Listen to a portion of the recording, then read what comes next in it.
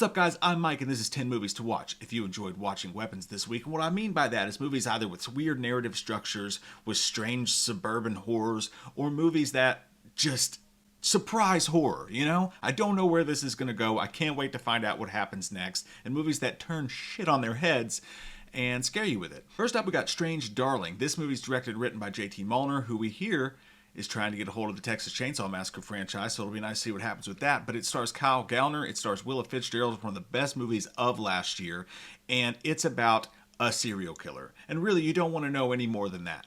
There's a serial killer, there's two people, a man and a woman, in a hotel room, and you don't know what's going on. But in the entire time, you're also enthralled with all the sex, drugs, murder, and rock and roll that's going on.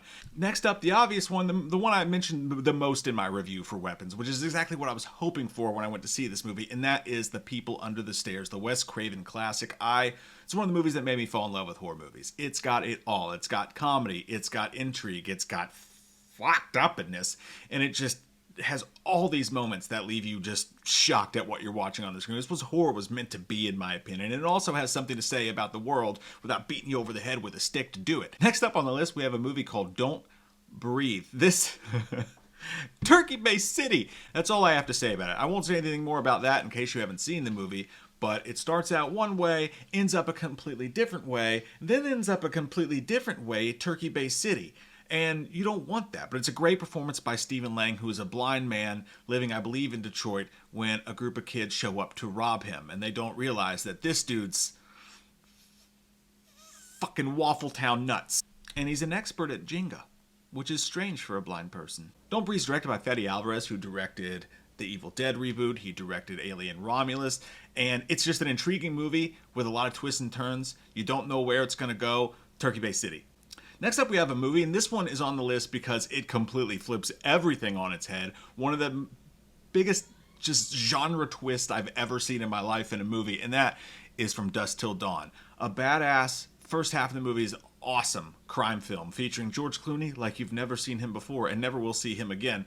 It's the first half of the movie is just a badass crime film. Halfway through the movie, these two people kidnap, hijack an RV with Harvey Keitel and Juliette Lewis and their family in it. The acting list in this movie is amazing. And then halfway through, all of a sudden, they just go to a strip club.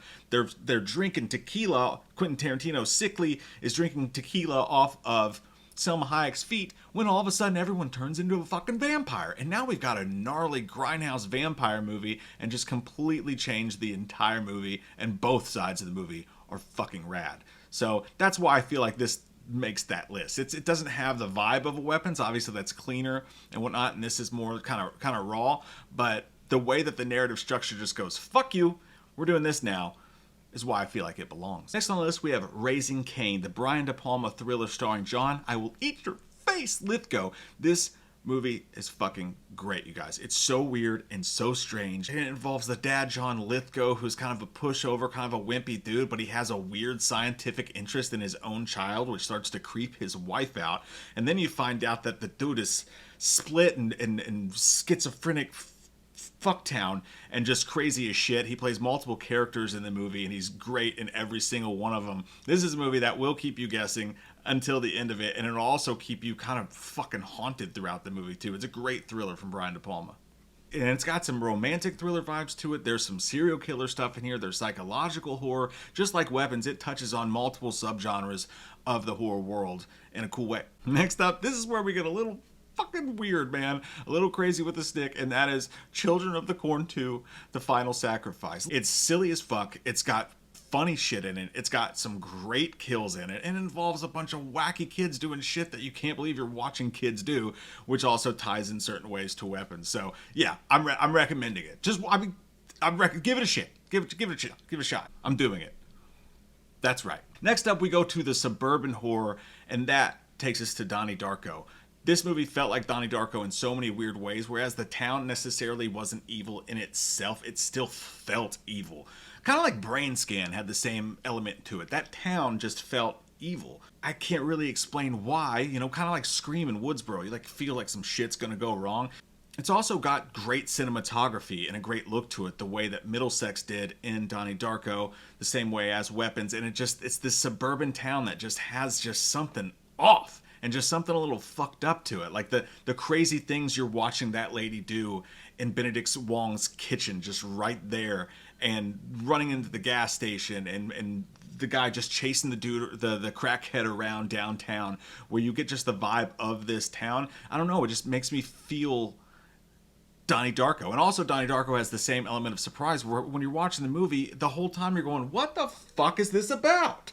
I don't know, but I like it. And that's why I feel like you'll get the same kick out of Donnie Darko, one of my favorite movies of all time. Next, this is not a horror movie, but you know what? Weapons had a lot of elements of like suspense, crime, drama to it. Like a lot. It had just as much of those elements as it did horror, so I feel like this fits. And the next movie I'm going to talk about is A Place Beyond the Pines. This is a Ryan Gosling movie. The cast in this movie is fucking insane and so great. Eva Mendes is in it. And it pissed a lot of people off because this came out like right after Drive did. And I think people expected more Ryan Gosling in the movie than ends up being in the movie. So that's a warning right there. But the movie does some shit to just shock the hell out of you. And you go, what the fuck? What? Well, what do we do now? And it's just, it does some weird play arounds with the narrative structure the same way that Weapons does. And it has the same crime elements and whatever. And again, the whole time you're going, what the fuck is this about? I'm entertained, but I want to know what it's about. And again, it's a beautifully shot movie where every shot seemed like they really paid attention to how they wanted to do it and got those things done right. So yeah, Place Beyond the Pines, I recommend it. Just don't get mad at me halfway through. This next one I feel like is also going to piss people off, but you know what? I'm right. And they both star Justin Long. Well, he's in both movies. Tusk, Kevin Smith's Tusk. I will sing this movie's praises any day of the week as well. I think it's fantastic. If you're super annoyed with the whole Kevin Smith thing, you won't like this movie no matter what. That's fair. But Michael Parks' performance in this movie is amazing. And it's a movie that you watch, I think you kind of know where this one's going, but it's just so shocking. Like, how are we going to get from this dude who has a podcast, who's kind of a jerk off, but also kind of funny, to him being a walrus?